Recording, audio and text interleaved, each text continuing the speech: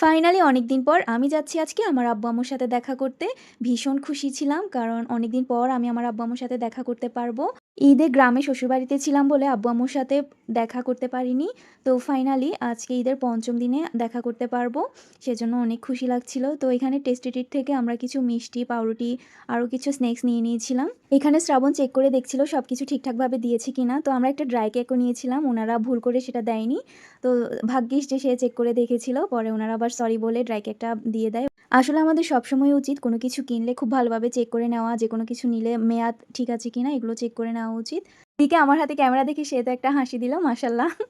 আর গাড়িতেই সে জিনিসগুলো বেঁধে নিল। এরপর আমরা আবার এখন যাত্রা শুরু করব। আর আমি তো মনে, মনে ভাবছি শুধু কতক্ষণে রাস্তাটা শেষ হবে, কতক্ষণে আমি আমার আম্মুর সাথে দেখা করতে পারবো।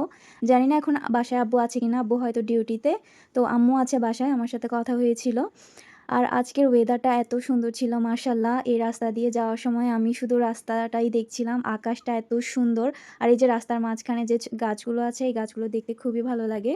তো আসলে আমি অনেকজনকে দেখি বাইকে বসে কি সুন্দর করে ভিডিও করে। তো আমার এদিকে বাইকে বসতেই ভয় লাগে কখন যেন পড়ে যায়, ভিডিও তো দূরে থাক। আর শ্রাবণ এত জোরে বাইক চালাচ্ছিল, বাতাসে হিজাবের অবস্থা পুরাই ১২টা বেজে গেছে। এখানে আমার নিজেকে দেখে নিজেরই খুব হাসি পাচ্ছে। আমি যখনই ওর সাথে বের হই পাতলা হেলমেটটাই পরি, কারণ মোটা ভারী হেলমেটটা পরতে আমার একদম ভালো লাগে না, প্রচণ্ড মাথা ব্যথা করে। যদিও সেফটির জন্য আমাদের প্রত্যেকেরই উচিত একটা ভালো হেলমেট ক্যারি করা।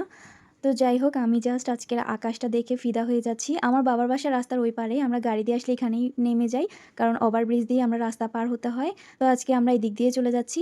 এপাশে ফ্লাইওভারের নিচে ছোট্ট একটা রাস্তা আছে, এটা দিয়ে আমরা চলে যেতে পারবো যেহেতু বাইকে করে যাচ্ছি। অবশেষে আমি আমার বাবার বাসায় চলে এসেছি। তো এখানে আমার মহারাজাকে তো দেখছি সে বারবার চুলই ঠিক করছে। আজকের ভিডিওটা এই পর্যন্তই। এতক্ষণ সাথে থাকার জন্য অসংখ্য ধন্যবাদ। আর আমার চ্যানেলটা প্লিজ সাবস্ক্রাইব করে দিও। আল্লাহ হাফেজ।